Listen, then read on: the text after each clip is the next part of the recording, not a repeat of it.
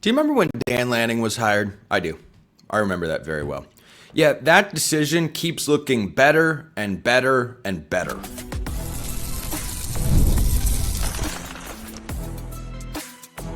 You are Locked On Ducks, your daily podcast on the Oregon Ducks. Part of the Locked On Podcast Network, your team every day. Yes, it's that time once again for Locked On Ducks. I'm your host, Spencer McLaughlin. Thank you all so much for making this your first listen or your first view of the day. It's part of the Locked On Podcast Network, your team every day and your number one source to stay up to date with the Ducks. So much more Penn State reaction. We're just going to relive the game again today on the show. That's what we're going to aim to do. Talk about why Dan Lanning has cemented himself again as one of the 5 best coaches in college football. He might not be outside the top 5. This episode also brought to you by our friends over at FanDuel. Right now, new customers can bet just $5, and if your bet wins, you'll get $300 in bonus bets to use across the app. Download the FanDuel app today. So, Dan Lanning wins this game, and one thing that I love seeing from Dan Lanning, and one reason amongst many that I think his players love him, he doesn't respond like a lot of other coaches after a win.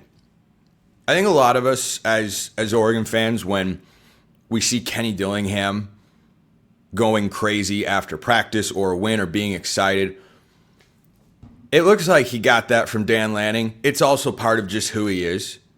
But it makes you stand out, I think. Not that other coaches don't get excited, but after a big win, do you think Brian Kelly or Dabo Swinney have the same level of emotional response as Dan Lanning?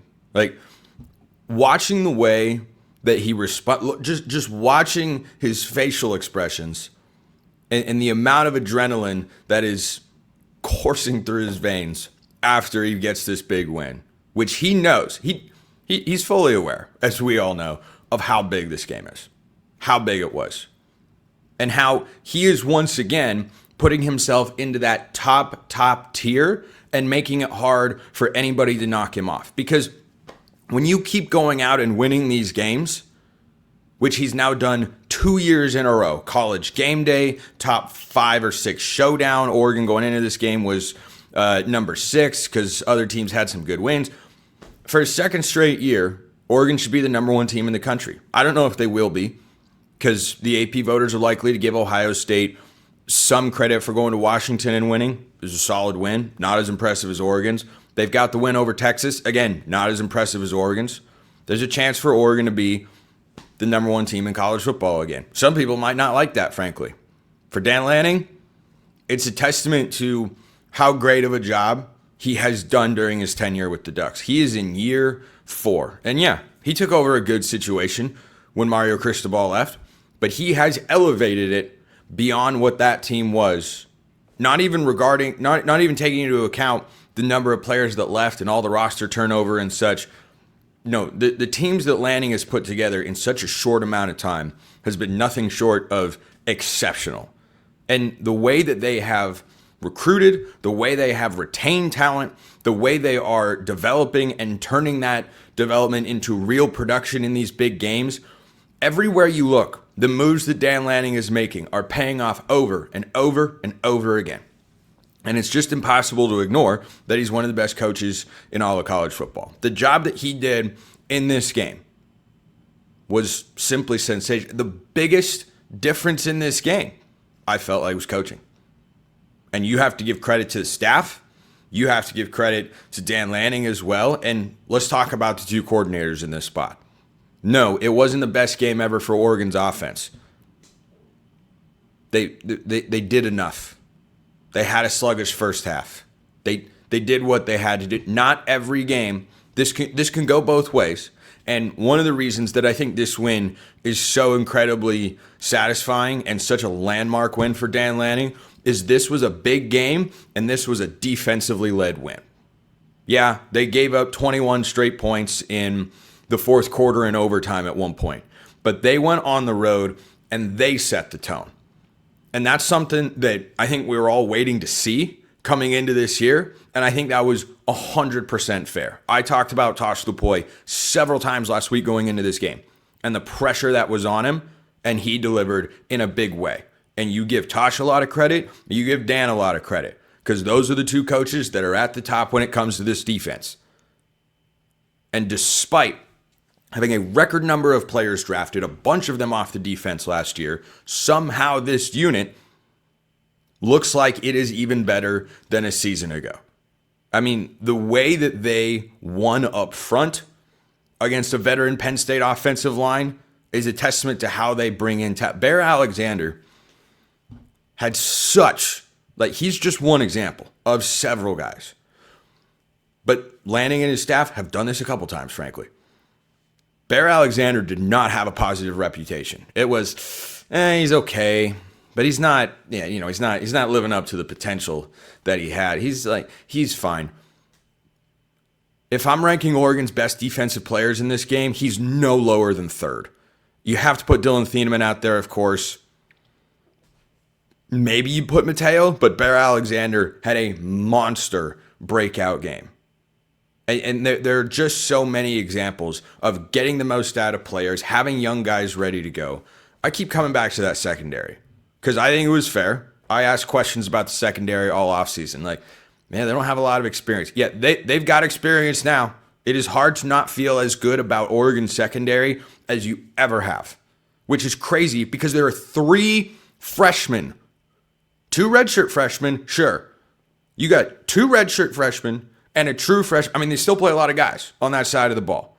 But your 2 best corners are redshirt freshman Ife Obadegwu, true freshman Brandon Finney, and redshirt freshman safety Aaron Flowers is a baller. He's around the ball all the time, and he might be the most sure tackler on the team, which is saying something because there are a lot. So for this to have not just been a great performance or a better performance in a big game for Dan Lanning, Tosh Lupoi, and the defense is an incredibly encouraging thing to see. Against a team that, as I've said many times, on paper, had all the advantages. And guess what? Didn't matter. Did not matter. They went and got it done. And after last year, when the offense had to carry the Ducks over and over and over again, aside from the Wisconsin game, which wound up being a big game, but was really more about the offense's struggles than the defense showing up in a big moment, here's one of the biggest games of the year in college football, and you come away going, the offense did what it needed to. We feel great about Dante Moore at quarterback. And oh, by the way, the defense just had a signature game. This was the moment where they go out against a guy, think whatever you want of Drew Allar. He's going to be an NFL quarterback, one of the best OCs in college football, with a bunch of returning production, including 2 NFL running backs that were kept in check. They answered the call in a big way. And no, you don't look at the offensive performance and say everything was perfect and great. Penn State's got a really good defense. Who could have thought that when they go out and hire maybe the best defense coordinator in college football, that they're going to be good on that side of the ball when they've got NFL talent at every level? But when you get into these sorts of games, the caliber of your coaching staff most often is dictated by how you play situationally. And who was better situationally in the game? Oregon. This is such a landmark signature win. I still have Ohio State as higher, as a bigger win in the Dan Lanning era because it's Ohio State and not Penn State. Even though it was on the road, even though it was in the whiteout and all that stuff, Ohio State's still a touch bigger because it's a bigger brand. But this is very clearly the second biggest win for Dan Lanning as a head coach, and one that feels like it could snowball in a really positive direction because of how capable they look on both sides of the ball. It is hard to not find a bunch of good things to say about Dan Lanning, this staff, and this Oregon team. Pretty awesome stuff. So let me know your thoughts in the comments below. Hit me up on Twitter, all of that good stuff. So we need to talk about Dante Moore. Again, I don't think I have enough. I feel like I don't have enough good things to say. I'm going to try to find some more. First, this episode brought to you by 5 Hour Energy. Caffeine just got a flavor upgrade. 5 Hour Energy shots deliver tasty caffeine in 17 bold flavors. Each 2-ounce shot packs the caffeine of a premium 12-ounce cup of coffee. Not bad. Plus, it's got B vitamins and nutrients with 0 sugar and 0 crashes. What you'll love most is how portable they are. Big taste, tiny shot. You can take it anywhere. Get that boost when you need it. Maybe the American Ryder Cup team should take a few 5 Hour Energy shots and get the boost they need because, boy, they've got quite the mountain to climb on Sunday. I don't think they're going to make it, and I'm recording the show before they tee up. But maybe if they'd taken more 5-hour energy shots, they would have been ready to go and not trailing in every match seemingly before it even starts. So enough with the boring, flavorless caffeine. It's time to give your caffeine a flavor upgrade with 5-hour energy shots. Get the favorites you love or be bold and try something new in store and online at 5hourenergy.com or Amazon today. Check them out at 5hourenergy.com. I couldn't wait to record the show in the evening. Obviously, it's dropping in the morning, but just woke up, ready to keep talking about the Ducks, even though I did an hour of postgame yesterday. So, go check that out if you haven't. Dante Moore, the more I watch him play football, the more impressed I am. And this, again, goes back to the coaching staff. Like, the age-old adage is it the Jimmies and the Joes or the X's and the O's? Well, in college football, it's more about Jimmies and the Joes. If you have better players than the other team, you don't have to be a schematic mastermind. And Mario Cristobal showcases that. They're a top 5 team. They're a top 3 team coming into the week. Number 2 in the country in college football. That's where Oregon should be because they've got a better win than Miami beating Notre Dame by 3 at home. But again, the Cristobal approach mostly relies on just having better players than the other team. Well, when you have that most of the time, you can wind up winning games. Well, when you have both, you have the ability to go out and win the national championship, which Oregon does. Because the way that this coaching staff is performing is incredibly good, and there's perhaps no better singular example. I could list a lot of them. I mentioned the freshman and Bear Alexander and all that. I could list a lot of them. There's maybe no better example than Dante Moore. The maturity that this guy shows in his career, and the first time I ever interviewed him, I got the sense that he was a poised, calm, cool, collected kid, good head on his shoulders. I didn't realize, and I don't think anybody really could have because it's so hard to project high-end quarterback talent. I don't think anybody could have known that he'd be able to stay this level-headed after everything that he's gone through. You think about his first impression of college football was, I'm a big-time recruit, but I'm not starting. Oh, now I'm starting. Oh, this is really hard. And to have the wherewithal to say, you know what, I'm not ready. I feel like in today's world amongst college athletes, that's an incredibly mature decision. On the other end of that particular spectrum, and I don't think it was actually his decision, you have Nico Iamaleava, who made an incredibly foolish decision to leave Tennessee, who's good, for UCLA, who's already fired their coach. Dante Moore goes out and says, you know what, I'm not ready to go. I need to go to a place where I can sit and learn. And he is looking like one of the best quarterbacks in Oregon history. Because it's not normal to play at this level this early in your career. I know he's a third-year player, but for this to have been game 5 as Oregon's starting quarterback, and for him to look like the same guy and to level up his game against Penn State on the road is unbelievably good. Unbelievably good. The way that he plays the game is so poised. He looks so unflappable. And one reason I was excited about watching him in this game is that, you know, he was going to have more adversity in this game than he had faced in the previous 4 games combined. That turned out to be true. He had to run more than he had, including on a couple of 4th and short situations. He got hit more. There were just tougher plays to make. He only threw for 248 yards. There were only a couple of really big passing plays, but he made a couple of incredible plays. So I'm going to start going through some of my favorite moments of the game. Did Oregon get away with a hold on this one? I think so. If the shoe was on the other foot, we'd be saying that our defensive end was held. However, the officials didn't call a lot of stuff. Turns out officials overall aren't very good. As I've said for a long time, thankfully I haven't had to bring this up in a while. I don't expect officials to get it right consistently or be good. You go in with that, it's a much more enjoyable way to watch a football game. Anyway, Dante Moore on 3rd and 4, the long pass to Kenyon Sadiq. I'm sure Will Stein would tell him at some level, you know, when you're rolling right, throwing back over the middle, dangerous. But when you have the crazy arm talent that Dante Moore has, with two guys chasing after him, when he's rolling out to the right on that play, it looks like it should just be a throwaway. And for a lot of guys, it might be. You're in that setting. You've got two big guys that are faster than you think they should be running after you. And you're looking around going, oh boy, I better not make a big mistake. And for him to make that throw in that spot, that, along with the third down throw to DeCorian Moore, who's just awesome. You talk about, not every big-time 5-star recruit lives up to the billing. We've seen that. Yeah, DeCorian Moore is the opposite of that. He is just getting better and better. He was working mostly, it looked like.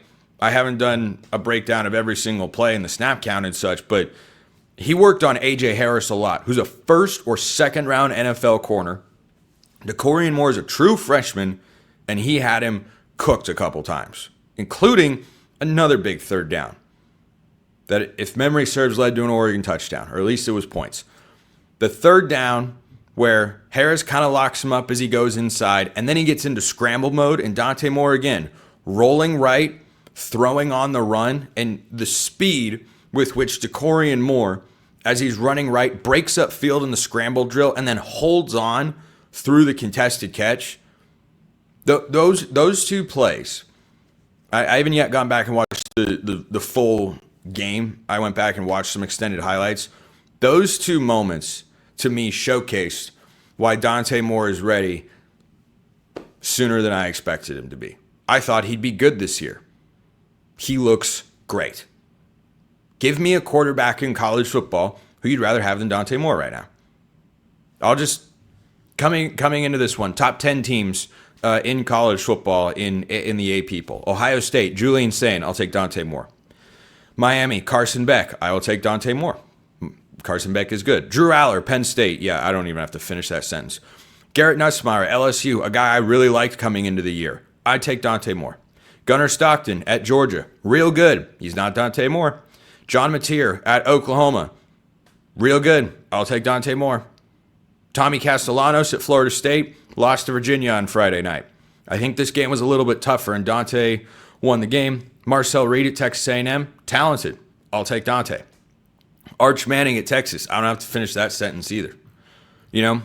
Like the way that he is playing, what's the fault in his game? What's he doing wrong? What does he still have to improve upon? Coaches can always nitpick and find details about, missed this or didn't make that read correctly or has got to be better with that. But the way that he has just transformed himself after watching Dillon Gabriel last year is nothing short of remarkable. And it's an awesome thing to see. It's really tough. It is a tough time for the Oregon doesn't develop crowd because, boy, it was always a ridiculous narrative, and it just keeps getting more and more insane. Dante Moore at UCLA, 11-9 touchdown to interception ratio, and he just went for 248 and 3 scores while having 2 critical fourth down conversion runs and winning a double overtime game at Penn State. And he just looks unflappable. Everything that happened, he got hit more in this game, popped right back up. Took some shots running, popped right back up. Threw an incomplete pass, popped right back. And he has kind of a Mariota level of poise. Bo Nix definitely had a composure about him and was a super experienced guy, and so did Dillon Gabriel. I felt like at times those guys are a bit more fiery, and Dante Moore is Mariota. It's just, it's outside of the Ryder Cup Scotty Scheffler-esque, where it's just, he stays level-headed.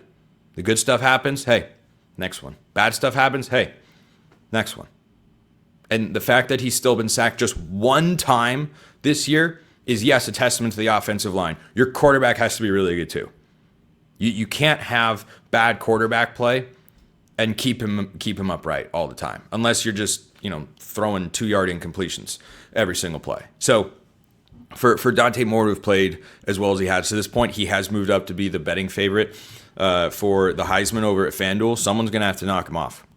Someone is going to have to knock him off of that spot. He's ahead of Carson Beck, Jeremiah Smith, Ty Simpson, Alabama, Fernando Mendoza at Indiana. That's crazy. That's Oregon's next opponent, by the way. And Trinidad Chambliss at Ole Miss. Chambliss is former D2 guy. He's kind of awesome. But yeah, Dante Moore's favorite for the Heisman. How could he not be? I mean, he just looks completely unflappable. Nothing has fazed him. He's been good situationally. He's been good throughout the course of the game. Does whatever it takes to win. And man, there's a photo of an embrace between him and Dan Lanning post-game. You see how much it means to those two guys. It's awesome. Phenomenally awesome. And I cannot give Dante Moore enough praise. I'll try to throughout the course of the week. Keep talking about how well he played. Once I go back and watch the full game, I'm sure I'll have some more thoughts about how well he did. So more thoughts on my favorite moments of this particular game, including the play and the pick part 2, question mark. First, this episode brought to you by Quo. One of the tools that help make a huge difference for business owners is Quo, formerly OpenPhone. It's the same great business phone system you've heard me talk about before, just with a new name. And here's why it matters. Every missed call is money left on the table. When every customer conversation counts, you need a phone system that keeps you connected 24/7. Quo is the #1 business phone system that streamlines customer communications. It works right through an app on your phone or computer, so no more carrying 2 phones or relying on a landline.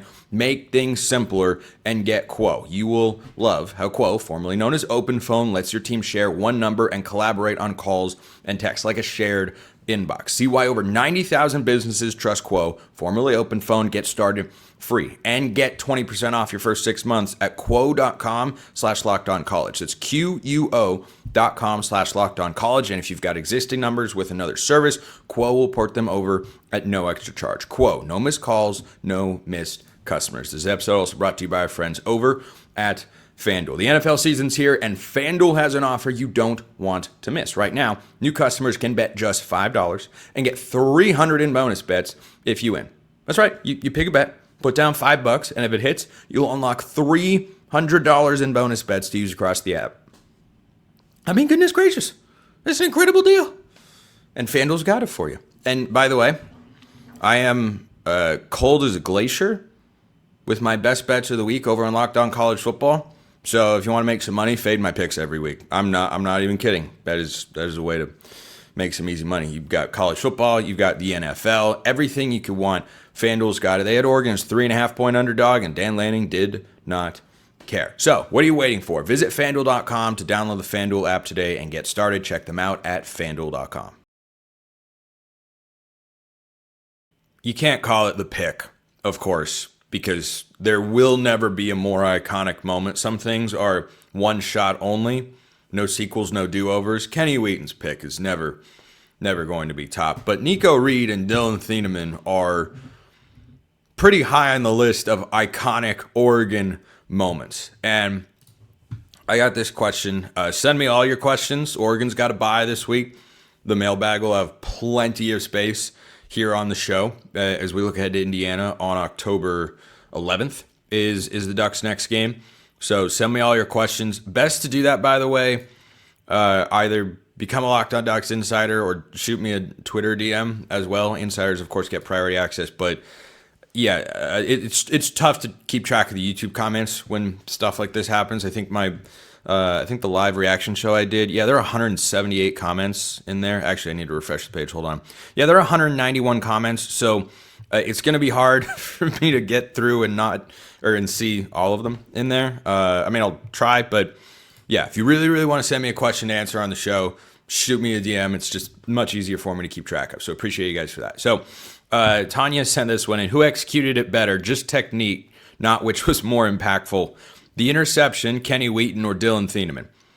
Well, you're correct, Tanya, to put in there the note of you can't replicate the impact. This was, of course, a huge moment, and it is an iconic play for Dillon Thieneman to have made that interception there. And gosh, that guy's an awesome football player.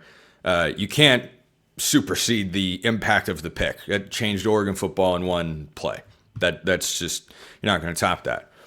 But I'm glad you brought out the technical execution of it. So last year, and I mentioned this, I think, a little bit last week on the show, Ohio State rolled out a defensive scheme that is almost like a soccer formation. It's funny because I'm calling a soccer game later today after I record the show. It's like a 4-2-1-2. It sounds like a soccer formation, right? You're taking a safety that can play at all three levels, which Thieneman can. I mean, they don't blitz him a lot because he's so good at the second level and over the top that you want to have him out there, but they could blitz him if they wanted to. Probably not from that amount of depth. But Ohio State, with Caleb Downs last year, rolled out this defensive scheme, and it was part of what gave Oregon's run game and offense overall fits in the Rose Bowl against Ohio State. And for Oregon to see that and not just make adjustments, because Ohio State had that same scheme and Oregon had answers for it in the pass game and especially in the run game, for them to just be using that as well, it's one of the things, going back to my conversation about Dan Lanning earlier on the show, it's one of the things that I think we just love most about Oregon's head coach is that he's always tinkering, he's always adapting, he's engulfed by this stuff. Like, there's nothing static about it. There are some good college football coaches out there and some not as good ones that feel static, stuck in their ways. Kirk Ferentz at Iowa is the best example. There are some others, but like Dan Lanning, think about how differently he feels to you as a fan, as a head coach right now, than he did a few seasons ago. The growth has been exceptional because he has the right sort of mindset. So for this particular interception, Dillon Thieneman is in that rover coverage, and he identifies the play really quickly. And my guy, Zach Sake over at Locked On Nittany Lions, was questioning the play call. I understand why. There's no time limit in overtime. Oregon had a one-play drive, and so they felt like, we got to respond, and they try to take a shot play. Thieneman identifies it immediately. So, Kenny Wheaton breaks on the ball. Perfect technique. I'm fairly certain it was man-to-man coverage. I don't know the technical assignments of what Thieneman's responsibilities are, if it is truly just play as a generalized defensive spy, like just go in the middle of the field, do whatever you want. I'm sure there are rules about where he's supposed to go. But from a technical standpoint, he could not have executed that any better. And it was a tougher play. The pick for Kenny Wheaton, he breaks on the ball, but, the ball is thrown late. And, he just has to make a pretty basic, it's your fundamental defensive back drill, back pedal, boom, break forward. Dillon Thieneman is there in the middle of the field. He reads the fake toss, understands what concept usually comes off of that, which is a post wheel up the sideline, and he goes and takes away the wheel. Allar never sees him get over there, and then he times his jump perfectly, full extension, and he goes and makes the play. One thing I thought when I saw that happen, which safety from the first 3 years of the Dan Lanning, Tosh Lupoi defensive era, which one could make that play? Don't think they've got one. I do not think, not that they didn't do some good things over the years, but man, Dillon Thieneman's making it. This is why you go get a player like him in the transfer portal. The way that his staff has put together the roster has been awesome. And from a technical standpoint on that play, I think you give the nod to Dillon Thieneman over Kenny Wheaton. From an impact, nothing tops Kenny Wheaton, who I've heard reports that Kenny Wheaton's going to score. Can someone look that up and confirm? I want to be sure. I've heard from several people, but I want to be 100% positive that Kenny Wheaton is going to score. I hear things every now and then along the grapevine. So, yeah, Thieneman's play right there, just phenomenally good. And again, the defense coming up with that big moment, this is a signature defensive moment for Dan Lanning and Tosh Lupoi. This was a signature opportunity, and they have put their John Hancock on it. Absolutely, because the defense carried the day, kept them around in this game on the road. They went out and carried them through this game. And then the offense came up when they needed to. That's good complementary football.